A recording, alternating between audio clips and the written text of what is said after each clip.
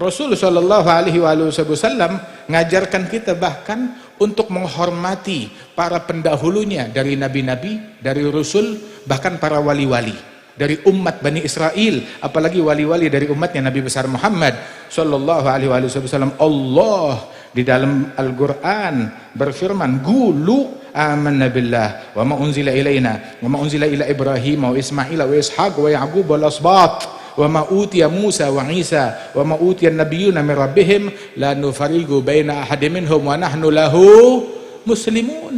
Kita diperintahkan beriman kepada Allah Ta'ala dan apa yang Allah Ta'ala turunkan ya, kepada Nabi Muhammad, kepada nabi-nabi sebelumnya, kepada Nabi Musa, kepada Nabi Isa, kepada asbat, dan juga kepada seluruh para nabi-nabi. Kita beriman kepada mereka, enggak membeda-bedakan di dalam keimanan terhadap satupun dari nabi-nabi tersebut. Wa nahnu lahu muslimun.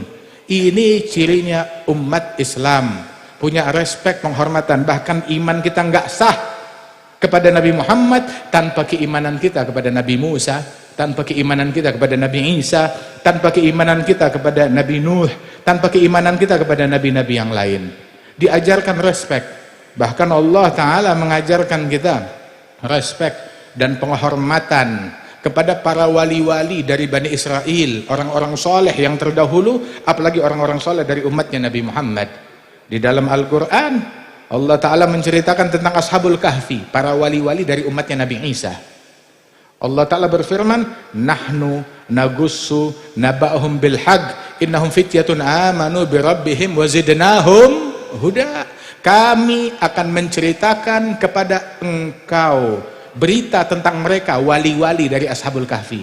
Mereka bukan nabi-nabi, mereka bukan rasul, mereka para wali-wali dari umatnya Nabi Isa. Sebab antara Nabi Isa dengan Nabi Muhammad nggak ada nabi, nggak ada nabi kecuali Nabi Muhammad SAW setelah Nabi Isa. Kami ceritakan tentang berita mereka Ashabul Kahfi. Innahum fityah. Allah memberikan testimoni, pernyataan managib Ashabul Kahfi. Managib Ashabul Kahfi. Innahum fityatun amanu birabbihim wazidnahum huda. Mereka adalah para pemuda-pemuda yang beriman kepada Allah Subhanahu wa Ta'ala dan kami tambahkan hidayat kepada mereka. Dan kita adalah para pemuda-pemuda dari umatnya Nabi Muhammad yang beriman dengan Nabi Muhammad, beriman dengan Nabi Musa, dengan Nabi Isa, dan beriman dengan para nabi-nabi dan para rasul. Dan kita mencintai semua sahabat Nabi dan rasul. Dan kita mencintai semua para keluarga nabi-nabi dan keluarga para rasul. Kita cintai mereka semuanya. Dan di antara yang paling mulia adalah Nabi kita Nabi Muhammad Sallallahu Alaihi Wasallam.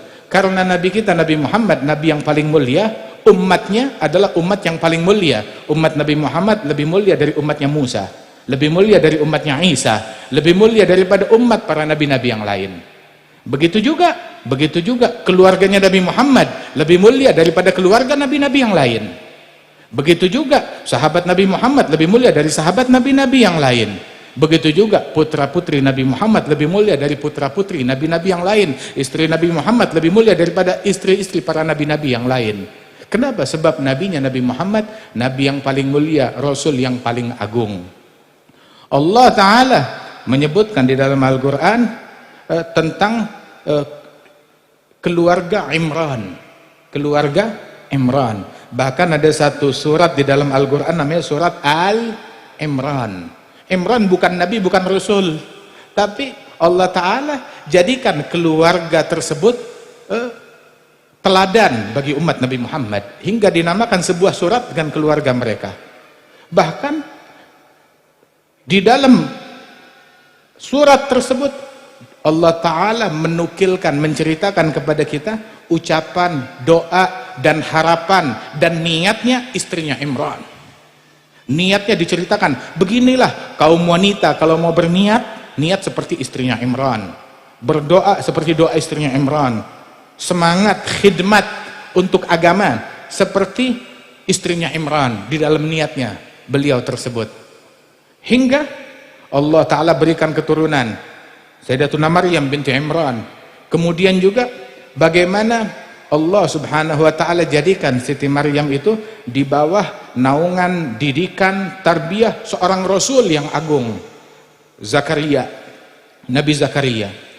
Kemudian setiap kali Sayyidina Zakaria masuk ke mihrab, Siti Maryam di dalam mihrab tersebut dijaga lingkungannya, tempat tinggalnya jangan sampai terkontaminasi oleh pengaruh yang buruk, jangan sampai ngedengar omongan yang nggak baik, rusak, teracuni oleh pergaulan yang buruk, dicari lingkungannya, jangan sampai kemasukan apa-apa yang tidak baik.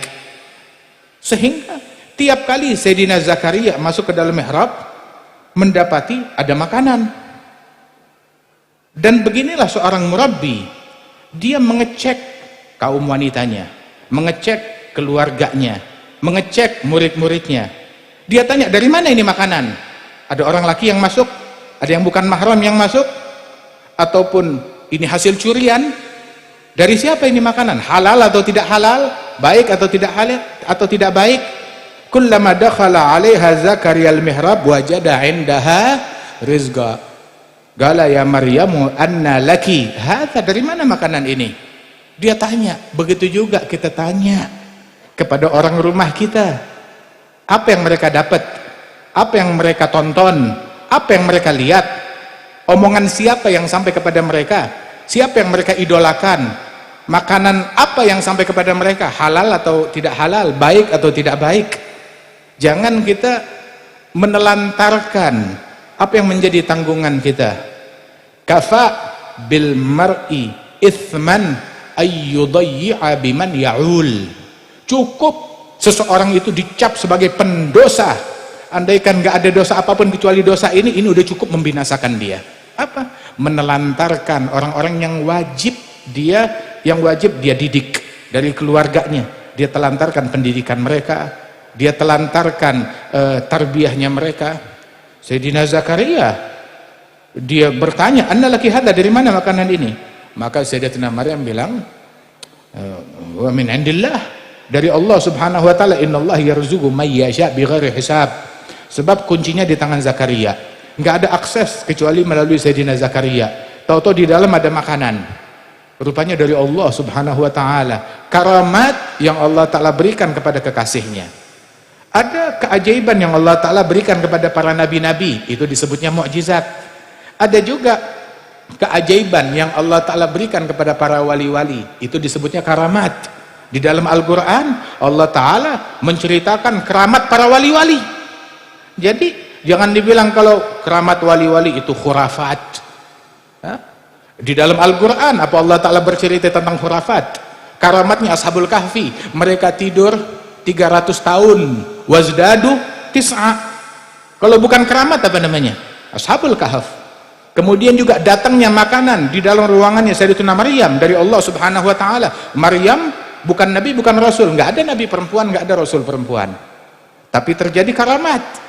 Dan Sayyidina Zakaria ketika melihat karamat tersebut, beliau memuliakan kemuliaan tersebut.